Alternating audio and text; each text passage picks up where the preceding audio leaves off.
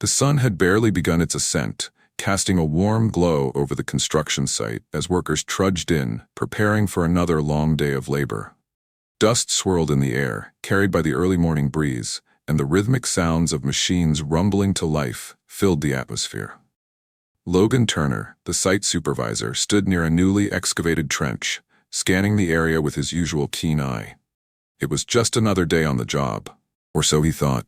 The ground trembled slightly as a backhoe operator dug deeper into the earth, the metallic claws scooping up heavy chunks of soil.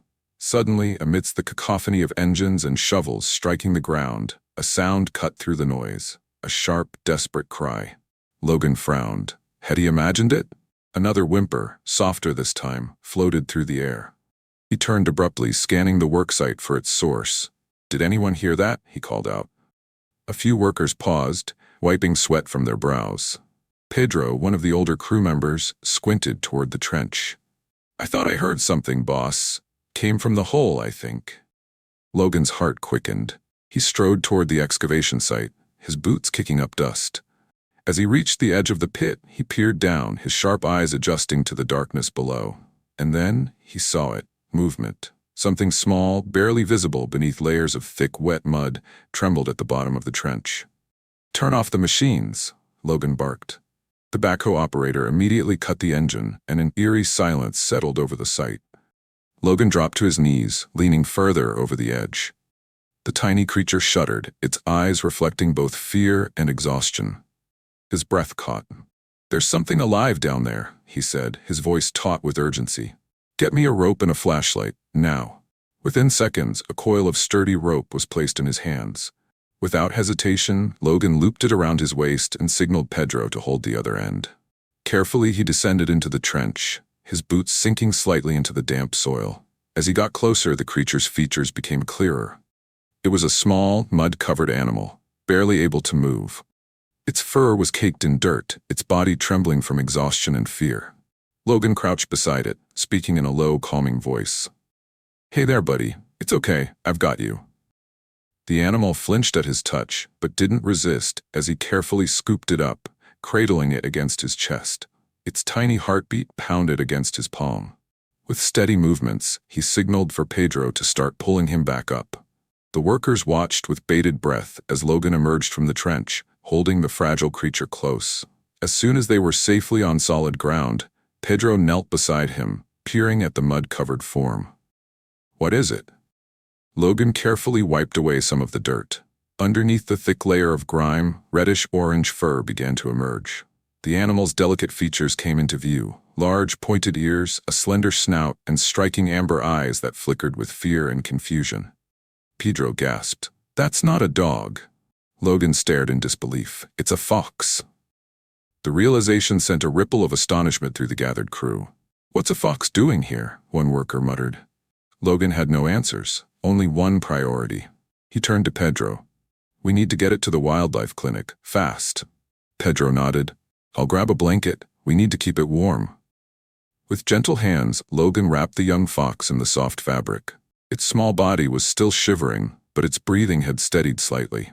Cradling the fragile creature in his arms, Logan made his way to his truck. As he settled into the driver's seat, he cast one last glance at the muddy trench where he had found it.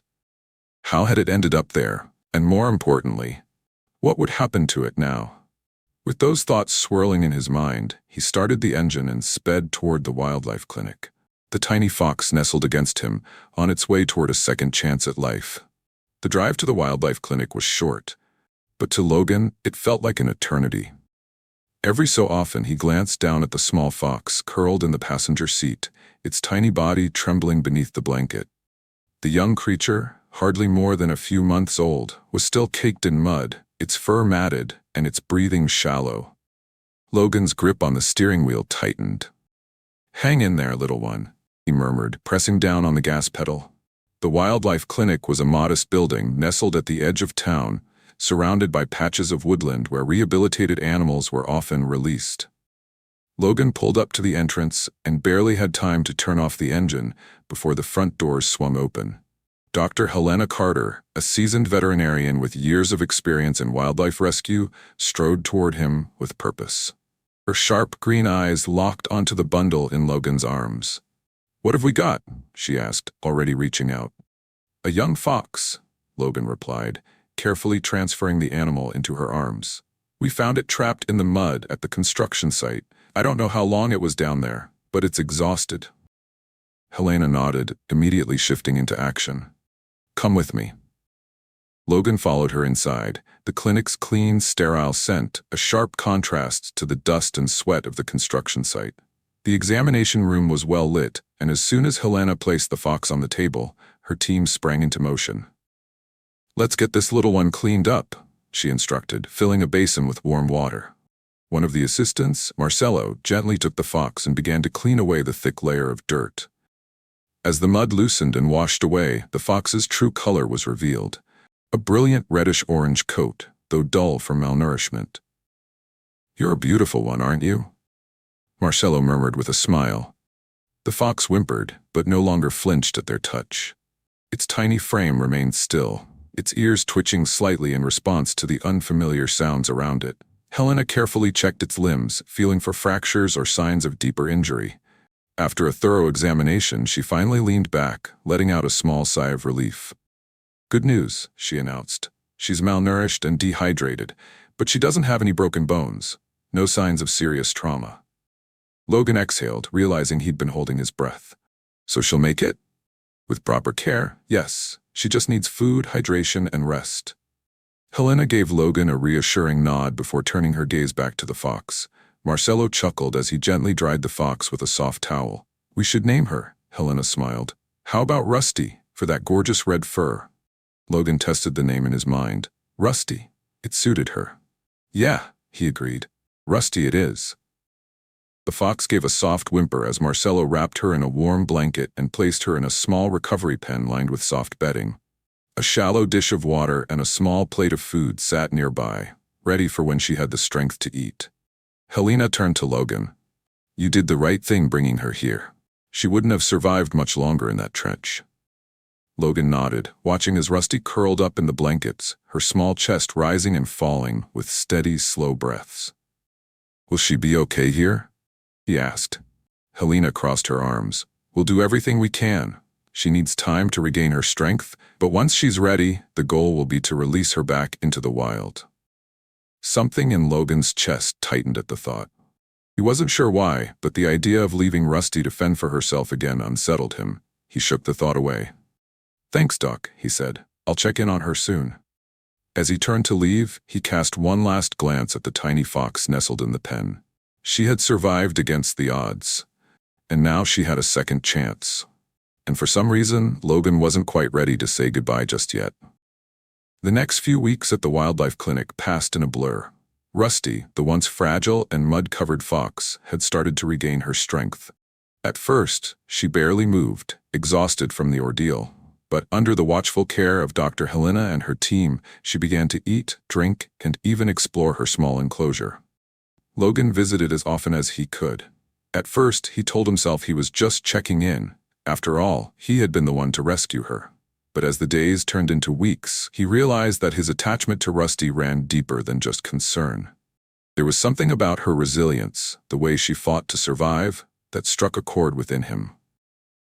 "She's taken a real liking to you," Marcelo commented one afternoon as Logan knelt beside Rusty's enclosure.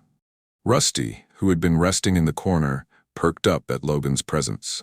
Her ears twitched, and after a brief hesitation, she padded toward him, her nose twitching as she sniffed his outstretched hand. Logan smirked.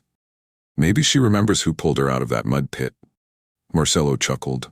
"Could be, but foxes don't usually warm up to people this quickly. There's something different about this one." Logan glanced down at Rusty, who was now nudging his fingers with her tiny snout. A strange feeling settled in his chest. "How long before she's ready to be released?" he asked. Helena, who had been observing quietly from across the room, folded her arms. "Physically, she's almost there. Another few weeks and she'll be strong enough to survive on her own." Logan nodded but said nothing. The idea of releasing her back into the wild should have made him happy. It was the whole point, after all. But for some reason, the thought of Rusty out there, alone, made his stomach twist. He shook the feeling off. She was a wild animal. She didn't belong here in a clinic, relying on humans. But then why did it feel so wrong to let her go? As time passed, Rusty continued to improve. She grew stronger, more agile, and more curious about the world around her. The clinic staff set up small exercises to encourage her natural instincts, hiding food, placing obstacles for her to navigate, and even introducing her to scents she might encounter in the wild.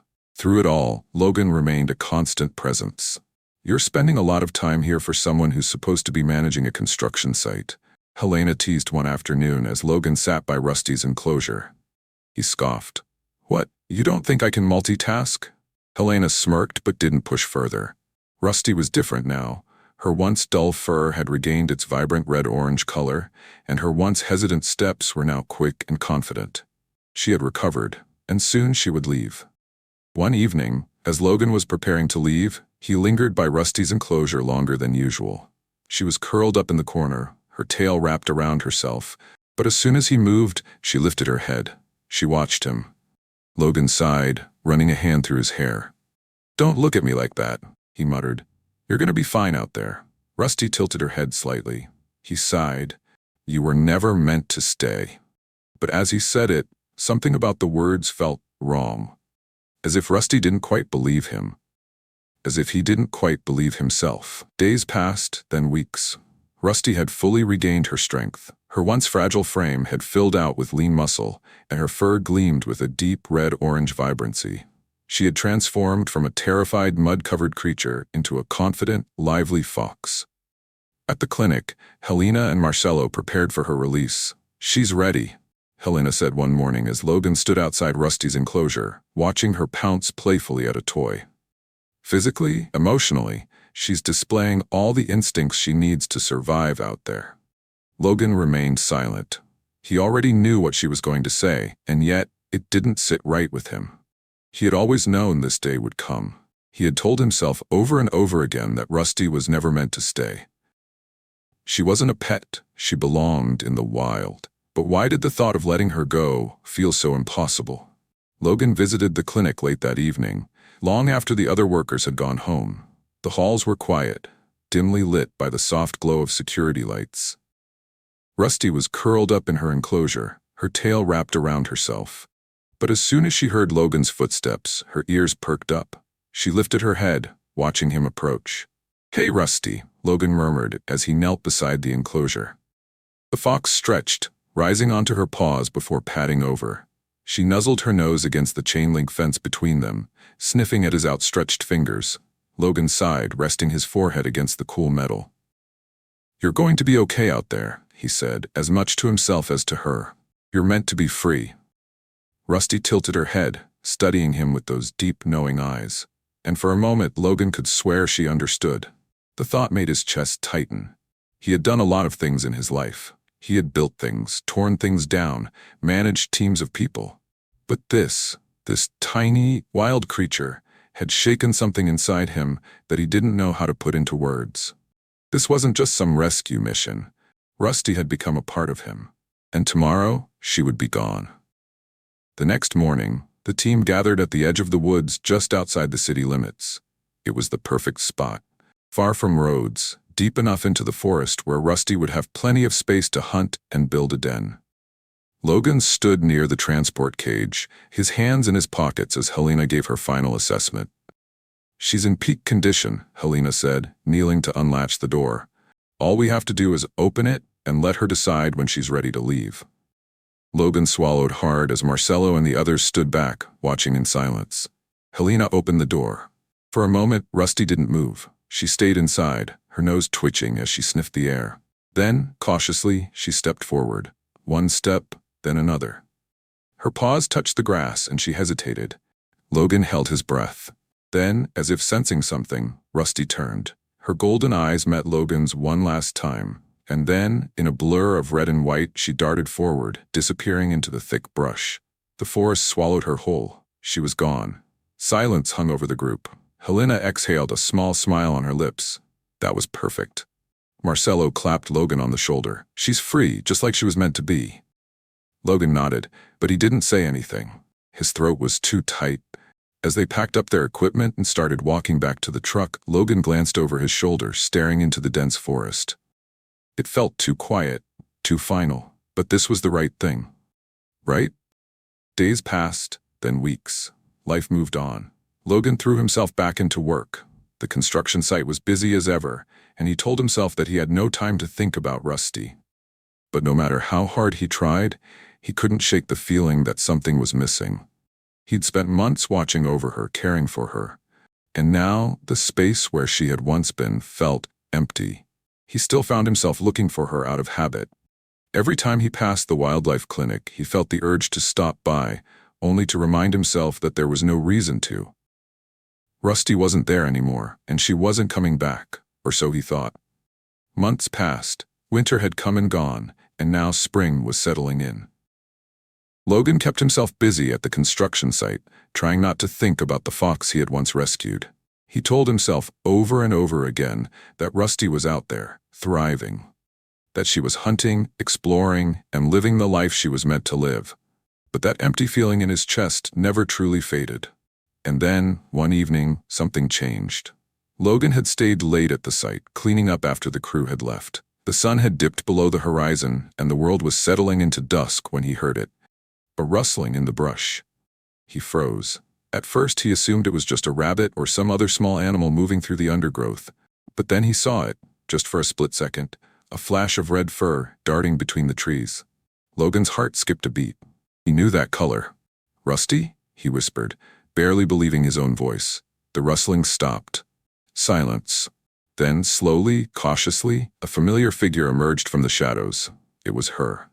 Rusty stood at the edge of the tree line, her golden eyes fixed on him. She was bigger now, stronger, and her fur had grown even thicker and more vibrant. But there was no mistaking it. It was her. For a long moment, neither of them moved.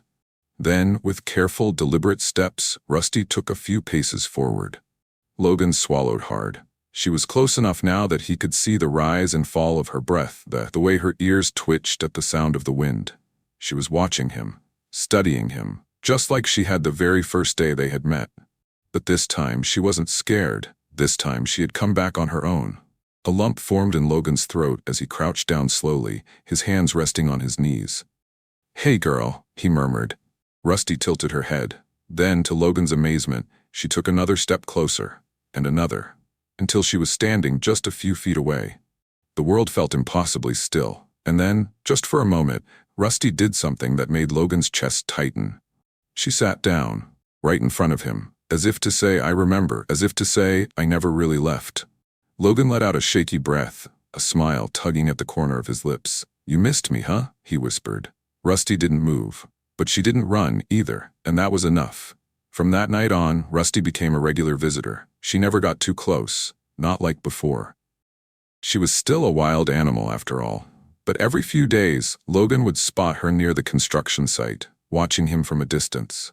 Sometimes she would sit at the edge of the trees, just observing. Other times she would trot along behind him as he walked to his truck, as if escorting him home. And every time, Logan felt the same warmth spread through his chest. Rusty wasn't lost. She wasn't trapped. She was free. But somehow she had chosen to come back anyway. It wasn't because she needed him. It wasn't because she was dependent on him. It was because, in some unspoken way, she still cared. And maybe, just maybe, Logan needed her just as much. As spring turned to summer, Logan found himself looking forward to those quiet moments, the ones where he and Rusty shared the same space, where no words were needed. It wasn't the same as before, but it was enough. Because real bonds, the ones that matter, never truly fade. Rusty had found her way home, and somehow Logan had too.